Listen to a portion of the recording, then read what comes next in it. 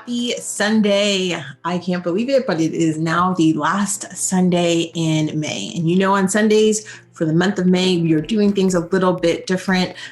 Sundays are for pep talks, and that's all to celebrate Game of Her Own turning 1. So it's Game of Her Own's birthday month, and it's also my birthday month. It's kind of sad because that means it's coming to an end, but I enjoyed celebrating with all of you. Thank you for joining me and listening to these pep talks every single Sunday. Let's talk a little bit about putting yourself first. Are you guys truly putting yourself first when it comes to your career? It is so easy.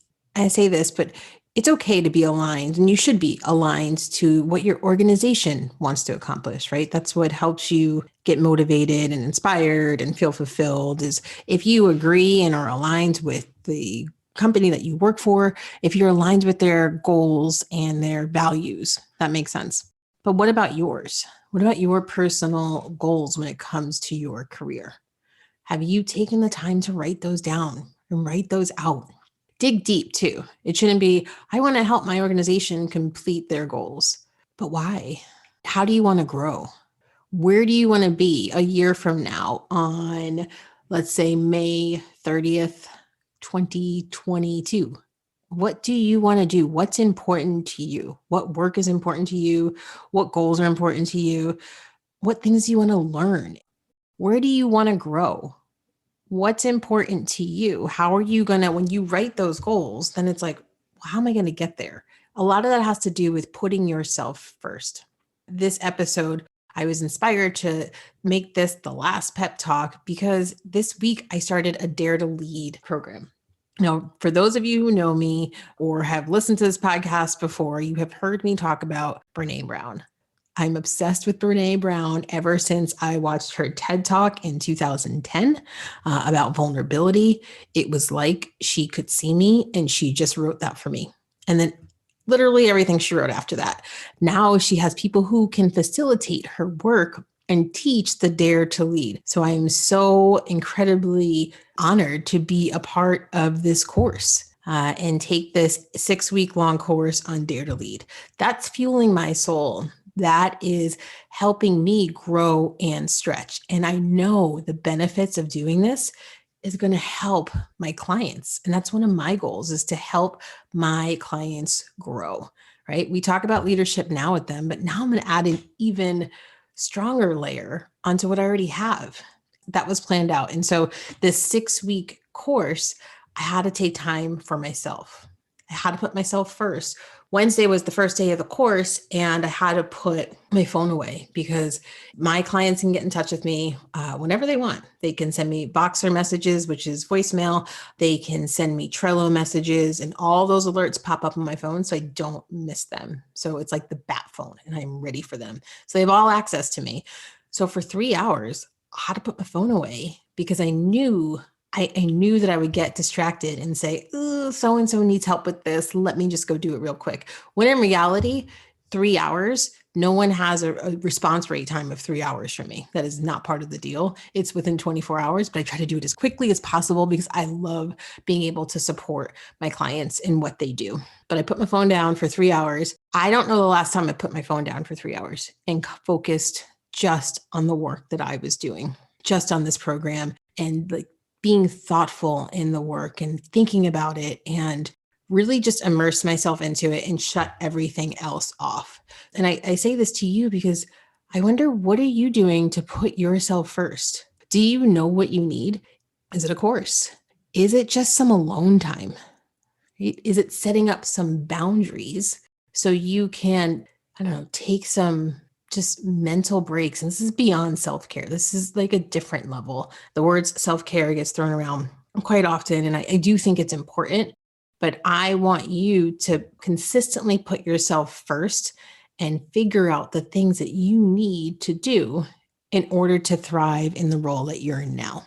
So I learned the hard way that the hustle culture, it's real, it's a thing, it is out there. Now, if working 60-hour weeks aligns with what your goals are, hey, you do you. And if you are happy, that is fine. That was me. And I remember I was working crazy hours and having a blast doing it.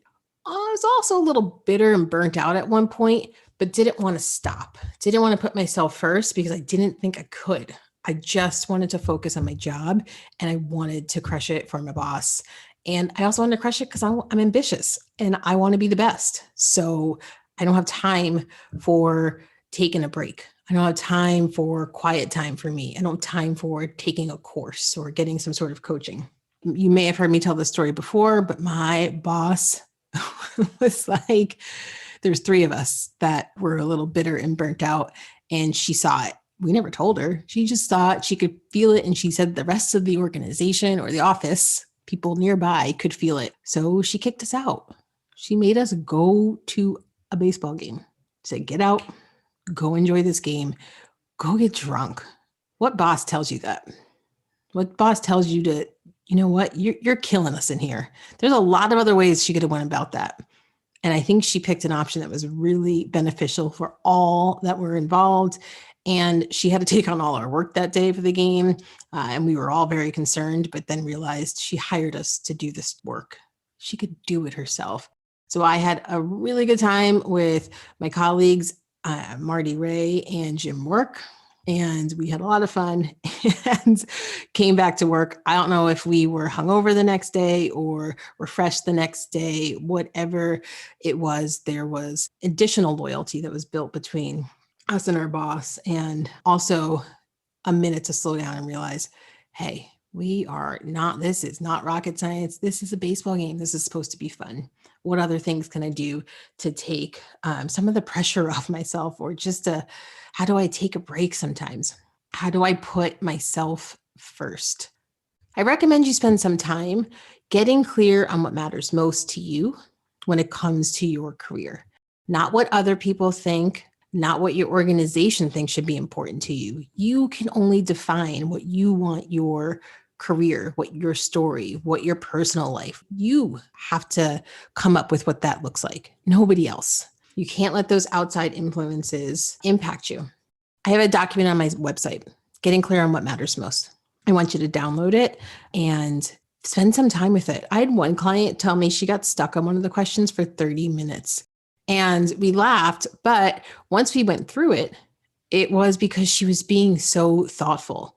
She had to unlearn some of the things that she had already, like, that just was ingrained in her when it came to that question. She had to take a minute and step back and say, is that right? Like, is that really what I want? Is that what I want to do 5 years from now? Like, that makes no sense. That's not what I like. Here is what I want to do. Okay, good. So go fill out that document. I strongly recommend it. I also would say just also write down some goals. You can pause this. You can write it anywhere, write it in your phone. It does not have to be official. Just write out what your goals are for you. Take some time and put yourself first. Here is what I'll say and what I hear a lot from people. If I take a break, if I take a weekend off, we're short-staffed. We are, everybody's working so hard, but I feel like I'm about to lose my mind, but there's nothing else I can do. If you feel like you're not putting out your best work, have a conversation, raise your hand, be the voice for everybody. Because you know what? I swear, if you feel like you're in that situation and you just have a conversation with your boss, you don't have to make demands. You can just say, gosh, here's where I feel. And I want to do my best work, but I don't feel like I'm doing it. Can we all rotate perhaps on days off or leaving the games early and then not be expected to answer our phone? That's obviously if you work for a team, if you're working in events, whatever the case may be, there's got to be some scenario where you don't have to absolutely murder yourself every single day without a break, because you are going to get burnt out and you're not going to have a boss that comes to you and says, go get drunk, take a break. I think the conversation may go a little different. There may be words like disappointed that are used by your manager or boss, right? Or there might be words from you that are used that start with I and ends with quit. You don't have to get there though. You got to put yourself first. As they say, put your oxygen mask on first. Take some time for you. If it's a course, if it is getting a coach, if it's getting a mentor, if it's just simply spending some time with your friends and family and not even thinking about work, and turning your phone off. Make sure you set up the expectations when you're going to do that. Make sure you let whoever needs to get in contact with you at all the times. I'm rolling my eyes when I say that. I get it. I was that person who always needed to get in contact with everybody all the time. So I guess anyone who used to work for me and is listening to this is kind of probably either rolling their eyes or laughing.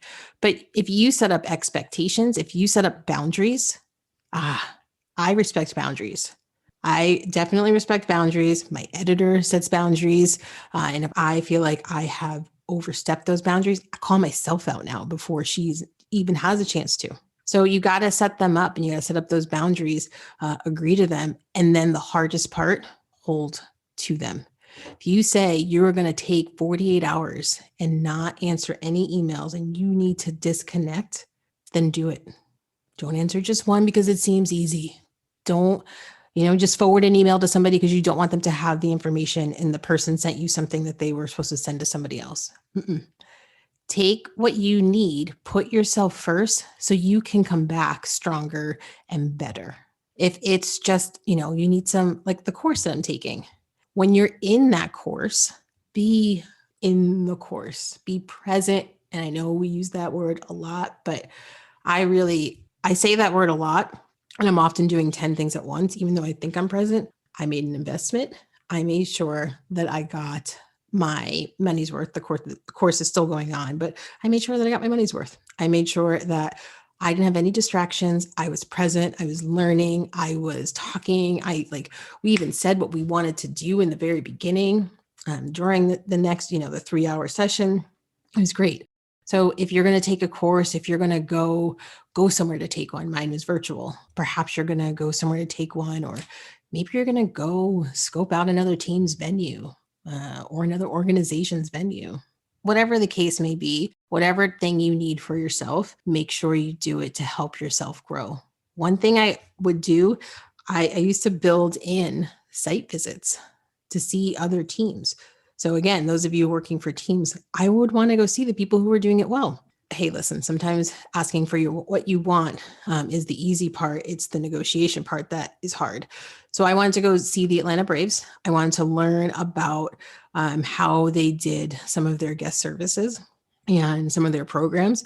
So I thought, I'm just going to go to the ballpark. And I built that into my budget. I got 3/4 of it or something. I actually just paid for something out of pocket because I was like a part of it. Because I was like, I'm going.